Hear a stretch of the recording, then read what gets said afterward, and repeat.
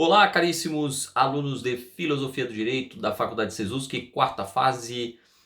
Estamos aqui para a segunda aula, ou segundo vídeo da primeira aula da Maratona Coronavírus, falando sobre validade, né? A gente já falou sobre a vigência e agora a gente vai falar sobre a validade, né? Que é o nosso segundo conceito, né? Dentro dos três que a gente se propôs a mencionar, né?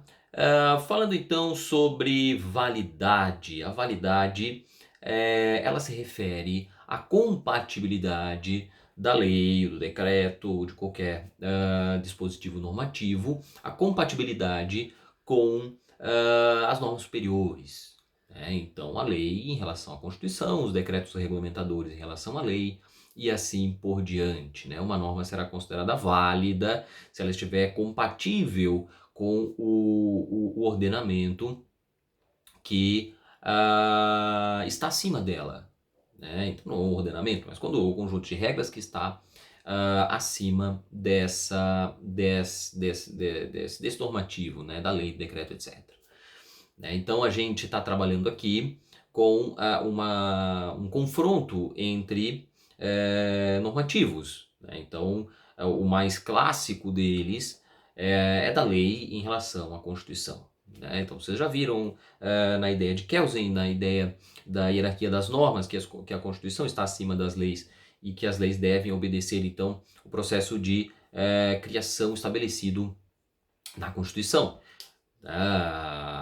Muito mais, então, um aspecto formal, né, de deve obedecer, né, aquilo que está estabelecido na Constituição para ser criada e promulgada, inclusive no que diz respeito à autoridade que a promulga, ou a autoridade que a cria, né, que a promulga, que a coloca no ordenamento.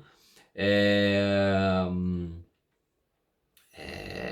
Essa é a validade formal, né? Essa é a validade formal que Kelsen trabalha de maneira bastante incisiva, né? Mas a validade também diz respeito à compatibilidade de conteúdo.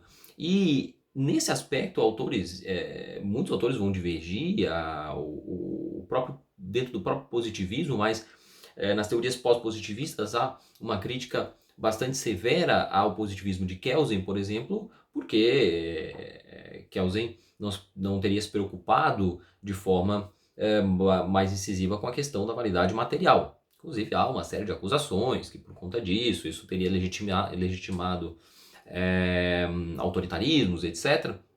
Porque bastaria que a norma cumprisse com o processo formal de criação, que a autoridade constituída para isso fosse ela a promulgar a norma, e aí então, se a Constituição diz que pode haver um ditador, e o ditador então faz as normas, estaria tudo certo. É claro que a teoria de Kelsen é muito mais complexa do que isso, talvez seja um certo simplismo tratar as coisas dessa maneira, mas é algo que existe.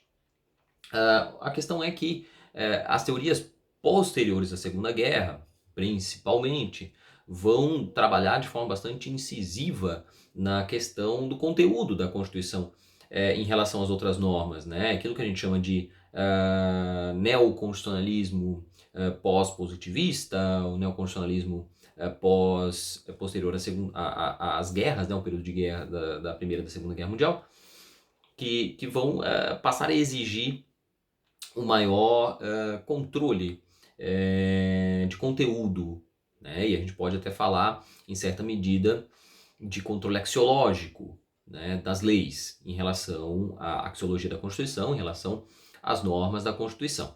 Então, quando a gente fala em validade, a gente está falando de compatibilidade entre essa norma que é inferior e as normas que são superiores. Né? Então, se eu tenho uma lei, eu estou falando da lei com a Constituição. Se há uma compatibilidade da lei com a Constituição, naquilo que a Constituição determina para a criação da lei, e aí vem a validade formal, e no seu conteúdo. O conteúdo da lei não pode conflitar com o conteúdo da Constituição.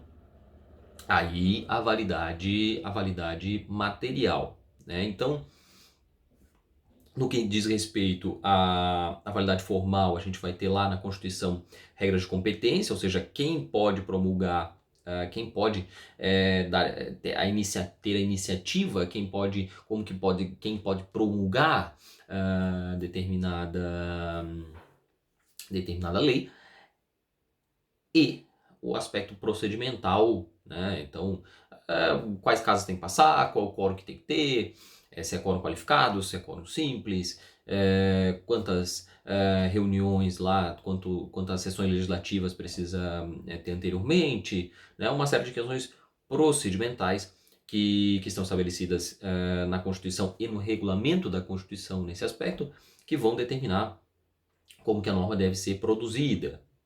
Então aí a gente está falando de aspecto formal. Se a norma não é produzida dentro se o normativo não é produzido dentro dessas especificações, seria inválido do ponto de vista formal. É uma discussão que se faz, que está se fazendo nesse momento, agora, né, nesse exato momento que eu estou gravando o vídeo,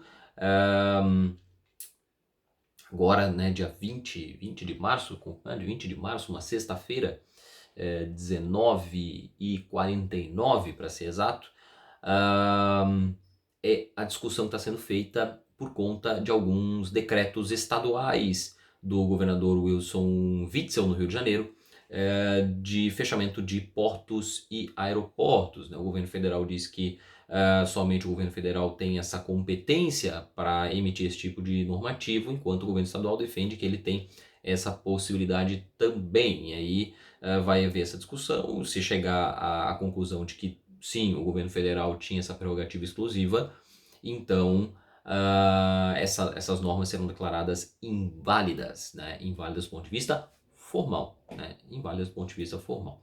Diferente do que aconteceu recentemente com uma lei federal que dizia que as condenações, né, os valores que as pessoas tinham direito por condenações contra a Fazenda Nacional, por exemplo, eu entro com uma ação contra o INSS, ganho essa ação, eu tenho um dinheiro para receber. Essa lei dizia que a correção monetária desses valores deveria ser feita pela TR, né, a taxa referencial. O problema é que a TR não é um índice de correção monetária, né, ou pelo menos ele vai ser um índice de correção monetária, mas ele não atualiza os valores pela inflação, né? Ele não mede variação de valor do dinheiro. Ele diz respeito a operações bancárias, etc. Não é um índice como o IGPM, como o INPC, que são índices de atualização dos valores, né? Eles atualizam os valores conforme a inflação. Já a TR não é. Então questionou-se a validade material dessa lei. Por quê? Porque, principalmente no que diz respeito a verbas alimentares, a necessidade, a Constituição fala isso no que diz respeito ao INSS, né, especialmente, a Constituição especifica que esses valores precisam ser atualizados conforme a inflação. Na verdade, existe o princípio da irredutibilidade que nos informa isso, né? E aí, então, essa atualização por um índice que não atualiza seria incompatível com a Constituição. Então, aí o STF declarou que essa lei federal era inválida por não ser compatível com o texto constitucional, com a normatividade da Constituição. Então, vejam, a validade ela sempre vai se referir à incompatibilidade da lei em relação à norma superior à Constituição, ou de um decreto regulamentador com relação à lei, né? Então não pode também, o que acontece também no âmbito da Seguridade Social do INSS, da Previdência, a restrição à aposentadoria especial, né? Aposentadoria vinculada à insalubridade, etc. Dos autônomos. A Lei 8.213, que é a lei que regula, não fala nada sobre restringir a aposentadoria a ponto de deixar os autônomos de fora. E o decreto 3.048, que regulamenta a lei 8.213, exclui os autônomos. E aí o judiciário tem dito, olha, a lei não exclui, se a lei não exclui o direito, o regulamento não pode excluir esse direito. Ou seja, ele é incompatível nesse aspecto com a lei. Então ele é inválido do ponto de vista material, porque está falando de conteúdo. Agora, se esse decreto tivesse sido promulgado de maneira equivocada por autoridade não competente ou desrespeitando qualquer tipo de procedimento específico que deva ser observado, então ele seria inválido do ponto de vista formal, porque estaria incompatível com uma norma que determina esses procedimentos e essas regras de competência. Tá certo? Então, validade material e validade formal tem esse aspecto, né? Uma outra coisa que eu anotei aqui, que era para falar, é que no que diz respeito à validade material, para a gente não ter dificuldade de compreensão, é observar que existe essa questão de hierarquia quando a gente está falando de validade. Né? Duas normas que sejam incompatíveis entre si, estejam no mesmo plano, duas leis, por exemplo, incompatíveis, elas não necessariamente a gente está falando de ter invalidade, né? A depender da matriz de direito, de teoria de direito, de concepção de direito que a gente vai assumir, não necessariamente elas são inválidas, né? A gente pode pensar que ali existe uma antinomia, né? Uma incompatibilidade entre as leis, mas não necessariamente está falando de invalidade, até porque a solução de um caso onde há uma antinomia você não declara a invalidade da norma que você não aplica. Aquela norma continua lá válida para outros casos, né? Continua valendo para outros casos. Né? Só quem vai declarar a invalidade, eventual invalidade, é o STF se ela tiver incompatível com a Constituição. Né? Então, o confronto entre normas, só pelo fato do confronto entre normas do mesmo plano, né? Duas leis, por exemplo, não significa que uma delas é inválida. Né? Pode ser que o STF entenda que essa incompatibilidade gera uma inconstitucionalidade e aí então venha a declarar essa norma inválida do ponto de vista material.